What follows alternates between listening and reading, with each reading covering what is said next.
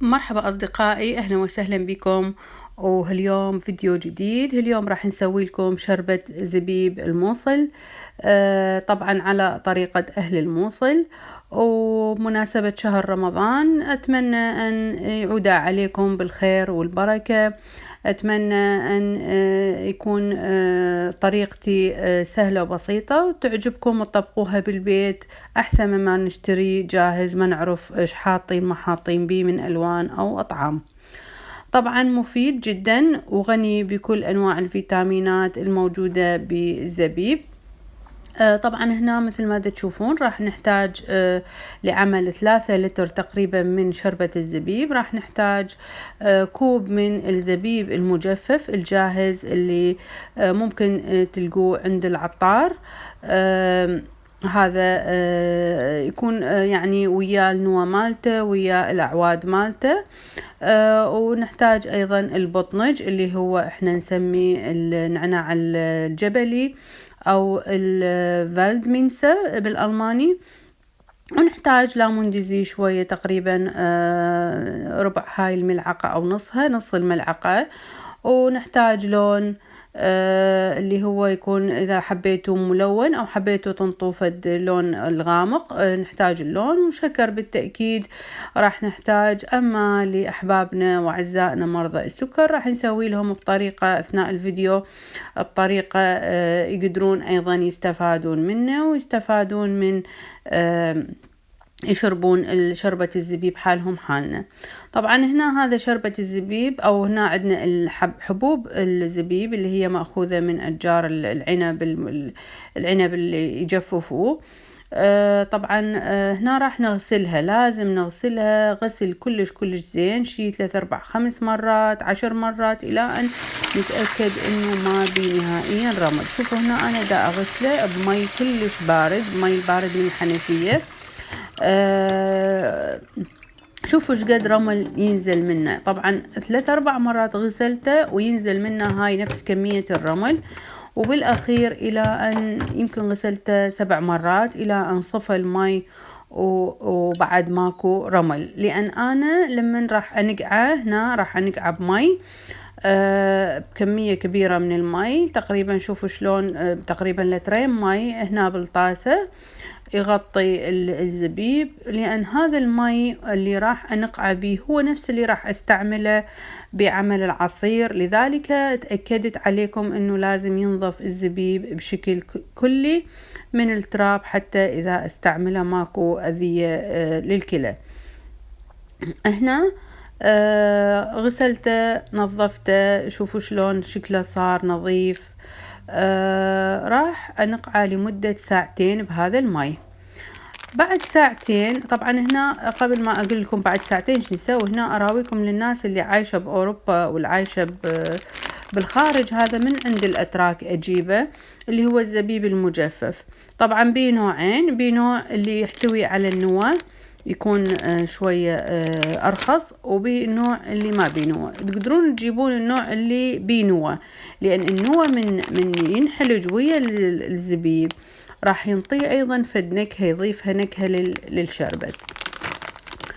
لذلك هم اللي يشترون شربة الزبيب ويا الأعواد مالته ويا النوى مالته، حتى لما يحلجوا بالماكينة ينطي نكهة وطعم طيب للعفو للشربت. شوفوا شلون نزل مي مالته، شوفوا لونه هذا بعد 2 ساعة. بعد 2 ساعة هذا شكله نزل كمية من المونة مثل ما نقول، ونزل اللون والطعم بالمي. وهنا أتفحصها بعدها شوية قاسية، فراح أتركها بعد مرة ثانية شي ساعة إلى أن يعني ألزمها تكون شوية انهرست بإيدي أو تكون لينة ما تكون بها قساوة. هنا بعد 2 ساعة قلت لكم راح أضيف البطنج. ممكن تخلون البطنج للأخير، ممكن تضيفوه هسه بكيفكم. أنا ضفته هسه وراح أتركه ساعة كاملة أيضا، وأرجع عليه إلى أن تكون الحبة لينة يعني تنهرس. يعني هنا تقريبا نقعته بالكامل شي 3 ساعات ونص بالكامل.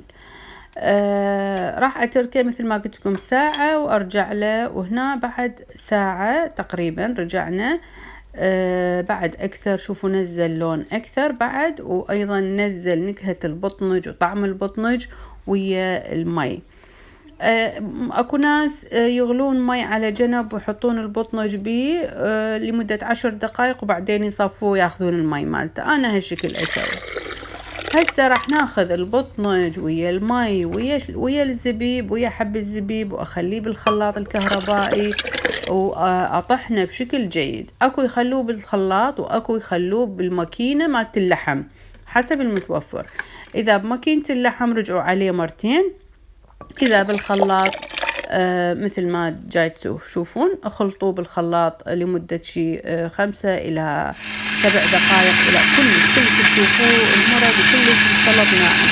هذا بداية الخلط. شوفوا لونه شلون، وبعدين شوفوا شلون صار بعد تقريبا 7 دقائق. خليت الخلاط مستمر يشتغل لمدة 7 دقائق على السريع، وهذا كان شكله.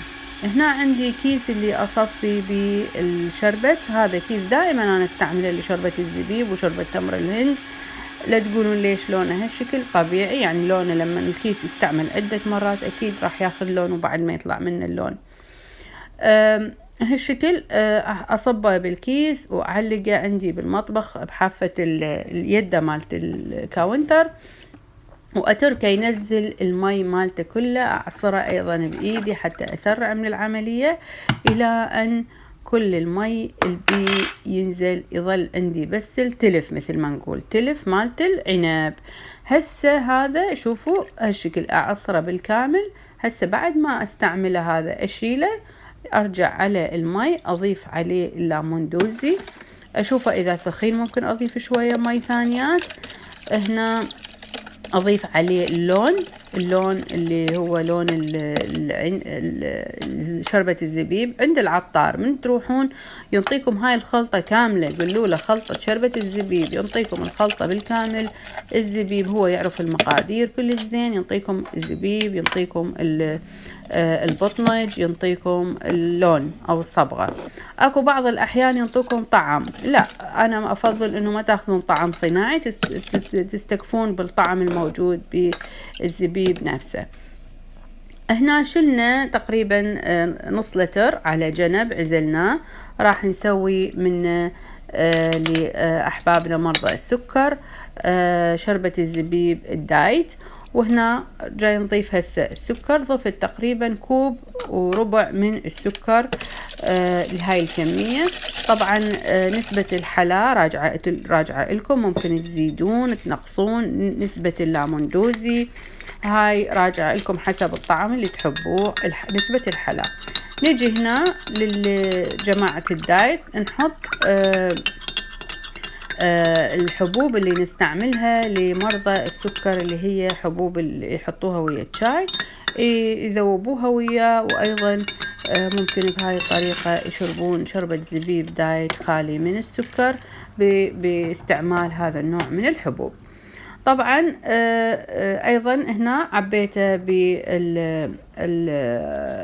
مالت المي، لبطالة المي راح أحطه بالمجمدة. لازم شربة الزبيب بعد ما تسووه ما تستعملوه مباشرة، لا خلوه بالمجمدة فرد 2-3 إلى أن يبرد يجروش مثل ما نقول، وبعدين استمتعوا بشرب الزبيب بالأيام الصيف الحارة. هيك يريح على القلب، خاصة إذا كان مجرش.